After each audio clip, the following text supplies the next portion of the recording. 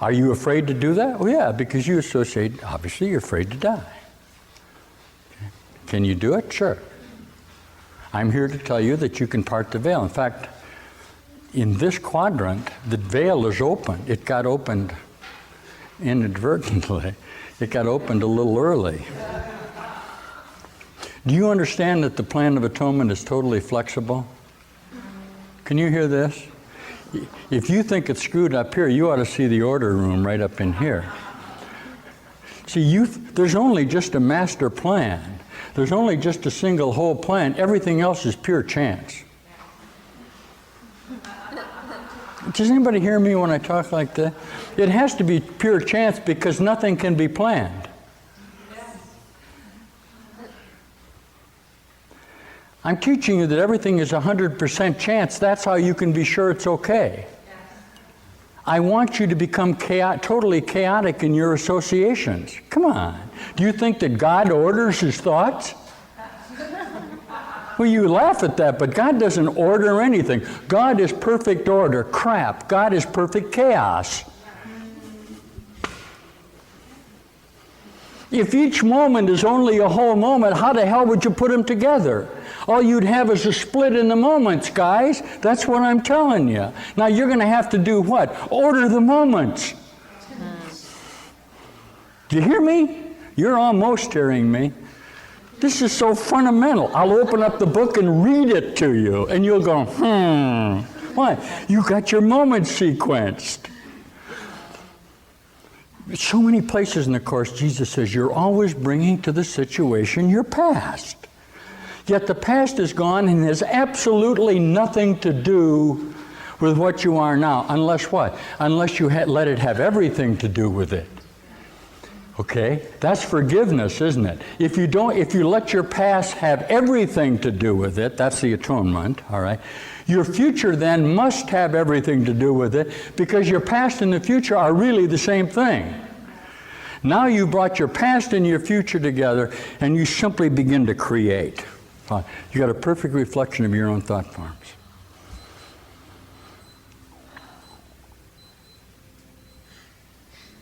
That's it. That was what I was waiting for. Is that you? Sometimes in the association, if you'd like to think of this as you fell into a well, Jesus says you're occupying a very, very tiny spot, okay? Only you know about this, and it's like we're just going to take the manhole cover off of it. This is how simple this could be for you. Okay. It might help you, as I said last week, to think of the sky as paper mache. Can you hear this at all? I'm going to try it. The sky is paper mache, okay, and there's little pen light cells being shined through, and you're in a cigar box.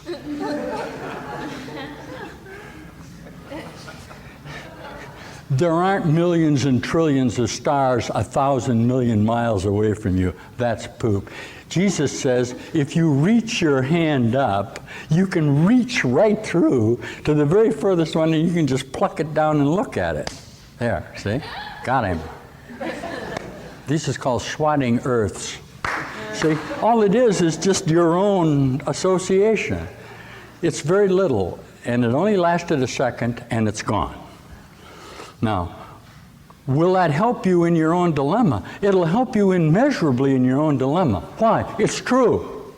And I'm in your dream telling it it's true, and if you'll admit that you want this to be so, it will become so. It cannot not. Because you have just as much power of mind to assert it as you do to deny it. Come on. But what have you admitted? That the power is in you. This is the best talk ever given on the planet. It's a good talk. Why? Maybe some of you are beginning to hear it reasonably. Not in a comparison of your associate thoughts about it, but by the whole premise that what I'm telling you about eternity, singularity, and reality is finally very reasonable. And that what you're doing in your own death associations is not reasonable. It's not fair, it's not just. And God is fair and just and whole and beautiful, and this is not, therefore this is not real.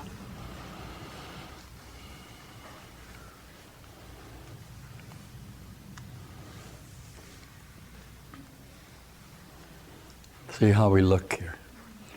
Now you got all this churning going on in your perceptions, see? What are we doing? Well, we're stirring up all of your past frames of reference. And you're looking to grab a hold of something that will allow you what? Not to go through the transcendence. Why? Because this is the last thing you want to do. You can say, boy, I can hardly wait to do it. Not true. You can do it now. And that's what you're going to demonstrate.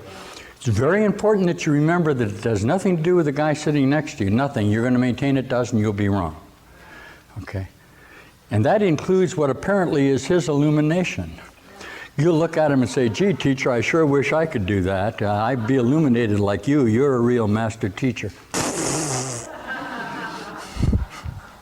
You can hardly wait to attack me. You are attacking me just by judging that I am and you're not. It's the fact that I am that allows you to be, for goodness sake. Huh? Got it? Boy, A Course in Miracles is beautiful. Your brother's your Savior, literally. Do we allow that I'm a step ahead of you in time? But only as you have directed me.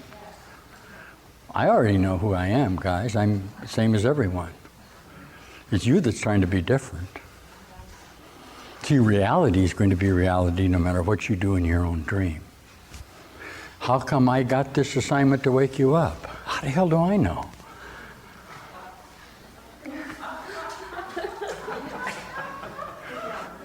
My wakened minds hear that. How the hell do I know? I'm just here doing it, right? It must be that this is what I do. One thing I know for sure, this is all I do. You do a lot of other things, but I'm telling you, you only have to do this. And you must do this in order to be this. Okay.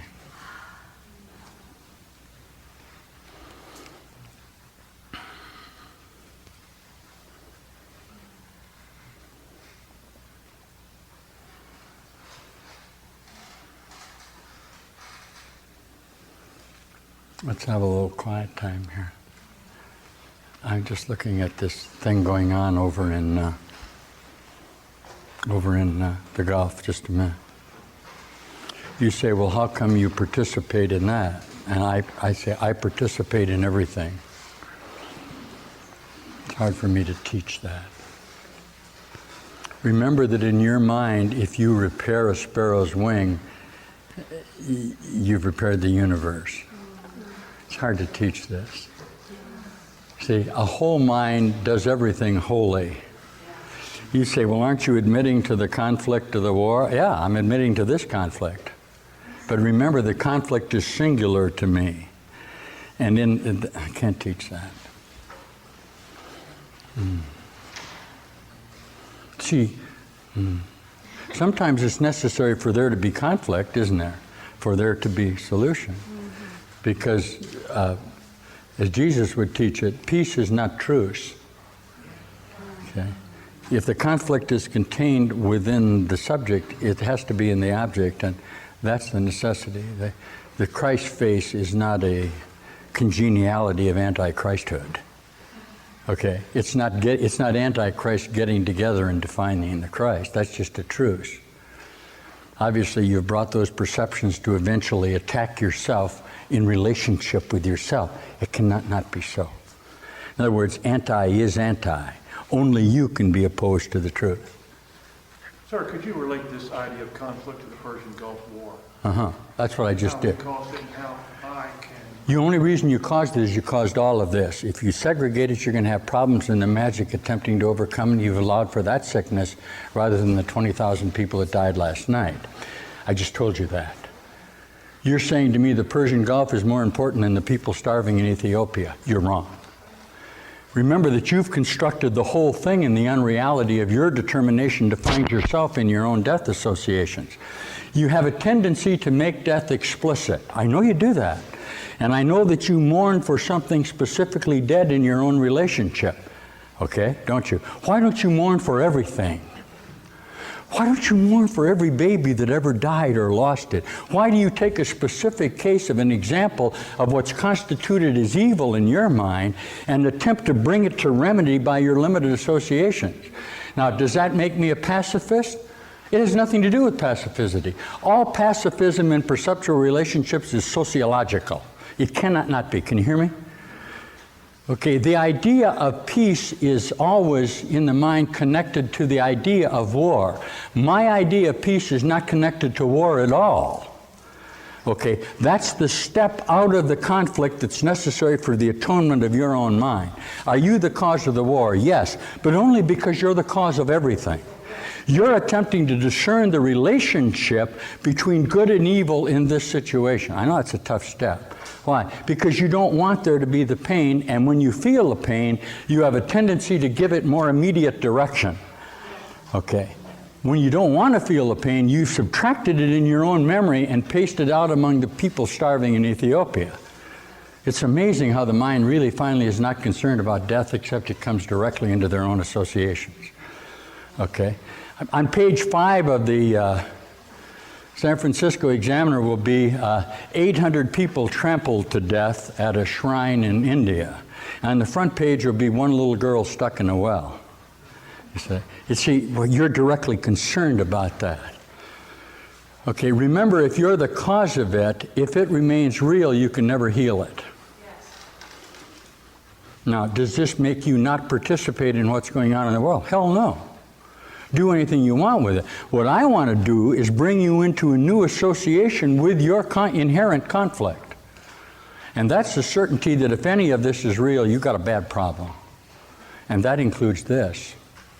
So I have no solution to that except to tell you that God is only love, and that if you define sickness and death in your association, you are not love and therefore not real. And I don't want to take away from you the pain that you're feeling for what's going on in the Gulf. In fact, I want you to feel the intensity of it. Then perhaps you can feel the actual intensity of what's happening to your brother, and you won't be able to stand it, because that's how I got this. I can't stand the idea that those young guys are getting killed over there. Now you ask me, what can I do about it? I'll do anything you ask me to do about it, but I still can't solve it. Jesus says all around you these terrible things are happening. You overcome this, this happens, you overcome that. Why? You're holding together that tensions of those thoughts in your own mind. But remember finally that the solution is that the conflict is only in you. If you want to know the exact difference that Jesus would teach, it's this. I'm trying to get you to serve God rather than man. I know you don't like it somewhere. Okay. It's the same notation as good works avail you nothing. And it's very difficult for you to see that. Somehow inherently you want to say, yes, I can do good works. Then I would say to you that good works avail you everything, but you won't accept that. You want good works to avail you in the limited association of your own mind. My admonition to you is to serve only God, because that's what you are. Your service to man is service to evil. That has to be true, because you have constructed the sickness outside of you. Everybody agree? I know you don't like this, but you might as well look at it.